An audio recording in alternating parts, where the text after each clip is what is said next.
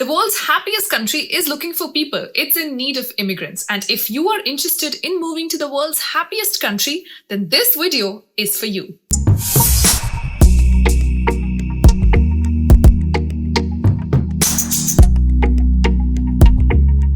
Hello and namaste. My name is Nidhi Nagori and welcome back to my channel.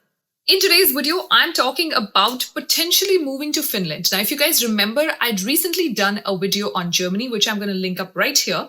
You guys loved it, and also a lot of you advised me to make it a series. So since I keep covering all these topics because of my experience, my work that I've done in Europe, I thought that it's a great idea to maybe make it a series and keep coming up with different countries and guiding you guys. So today I'm picking up Finland, rated to be world's happiest country.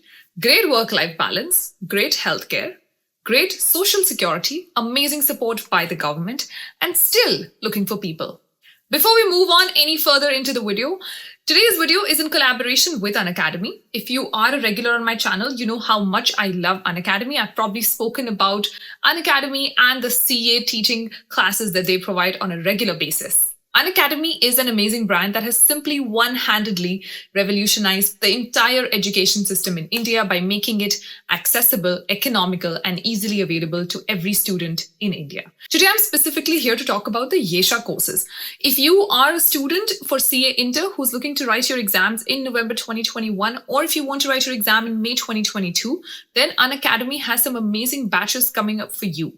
What I love about the current ongoing offer is that if you buy a subscription for 12 months, you also get 2 full months free on that. Now, this is a limited period offer, so you have to make use of it ASAP. As someone who's been a CA student herself a few years ago, I totally appreciate the flexibility that Unacademy gives you. Now, this is like Netflix, so you buy one subscription and you get access to all their benefits.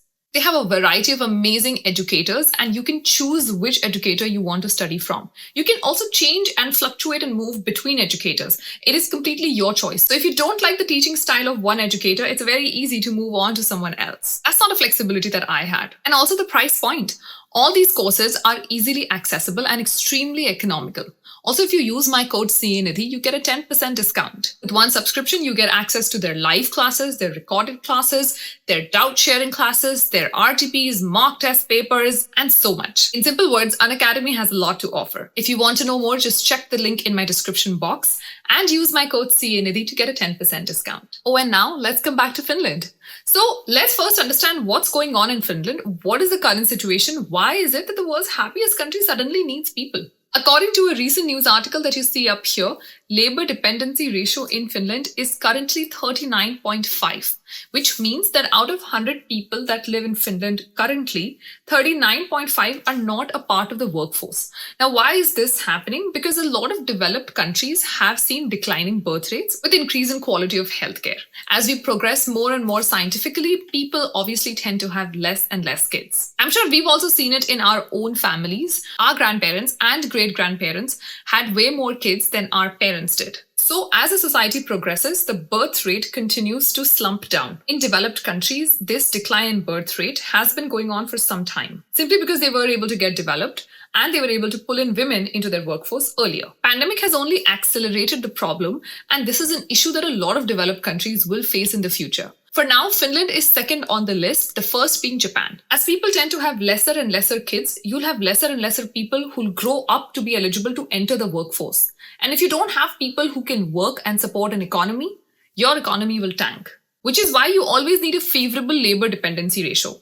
Which means you need enough young people to enter your workforce, to build the economy, to keep it running, to pay taxes, and you can use that money to then support your seniors. While a lot of other countries have figured it out, Finland is currently seeing an issue with that. It is expected that the labor dependency ratio will actually increase to 47.5 in the year 2030, and beyond 2030, it is well slated to cross 50, which means out of 100 people, you'll have lesser and lesser number of people actually doing the work and more people being dependent on these young people to provide for them. Historically, countries like Canada have always come up with a very pro-immigration plan because they understand the problem that they will get into if their workforce is not supplied with fresh young talent. Finland was probably a little late to the game. But for the last 5 years, the government has been trying to increase their immigration pool. In fact, the government has gone on record to say that it needs at least 20 to 30,000 immigrants every year to make up for the labor shortage that it has currently. Which is excellent news because if you're looking to move to Europe, this is a great opportunity.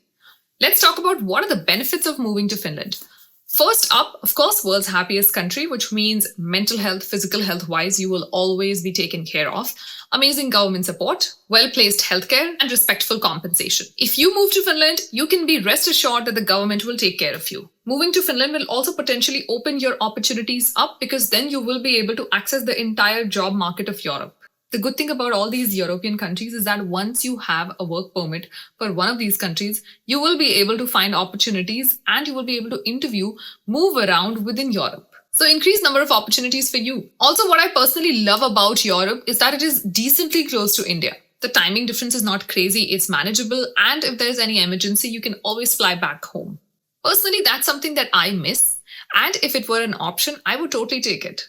Now let's talk about what options do you have as an immigrant. I've already mentioned the government in Finland is actively considering immigration and has come up with an immigration plan called Talent Boost.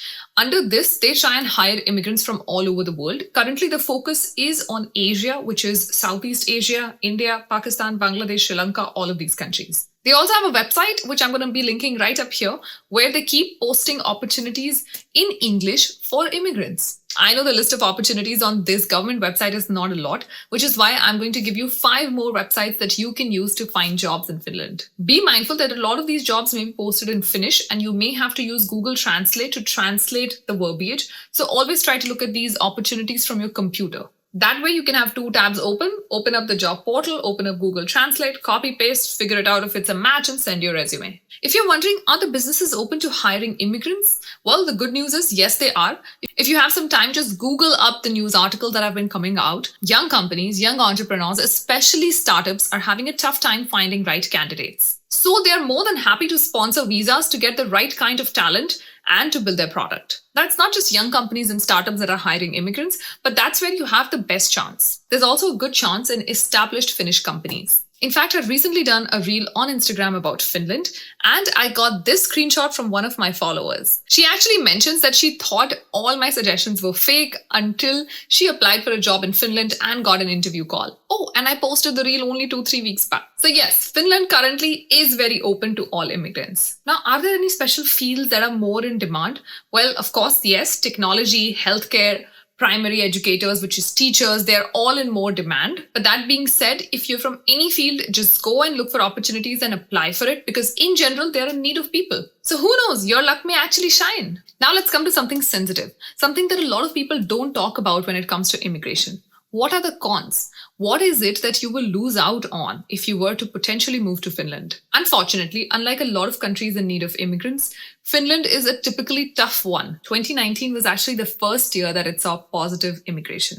What is positive immigration? Well, it's simple. You take the number of people who've entered Finland and you take the number of people who've left Finland. A minus B. That amount is your net immigration. Up until 2019, they had less number of people coming and more number of people leaving Finland, because of which they had negative immigration. But 2019 was the first year where they saw this trend reverse by a bit, and they saw about 15,000 positive impact on immigration, which is again not a lot when it comes to a country like Finland that needs about 20 to 30,000 every year at the minimum. So what exactly is going on in Finland? First reason that a lot of immigrants give for leaving Finland is the weather. Of course, it is in northern part of Europe. Scandinavia tends to be very cold. Your winters can tend to stretch longer. Your days are shorter in winter. And if you're moving from India, yes, it can be slightly tough to adjust. The second reason that a lot of immigrants give is the language. While knowing the local language is not a prerequisite for you to get a job, it is still something that will come in handy when you're trying to integrate professionally and socially. Now, Finnish, the local language, is actually said to be one of the toughest languages, and the local people tend to be a little particular about it. So as an immigrant,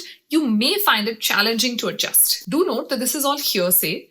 These can be personal experiences, but because this was in the news, I felt like it's important to highlight it. The last and the most common reason that a lot of immigrants have given for leaving Finland is the anti-immigration sentiment. While the government in Finland realizes that it's in need of immigrants, the locals, the people in Finland, the Finnish people may not have come to terms with it yet. This anti-immigration sentiment is pretty counterintuitive for a country that is in need of people. And also because of this anti-immigration sentiment, a lot of immigrants have not felt welcome or have not been able to integrate. So the world's happiest country may not have it all. That being said, as an immigrant myself, I feel that the benefits of immigration totally outweigh the cons that come with it.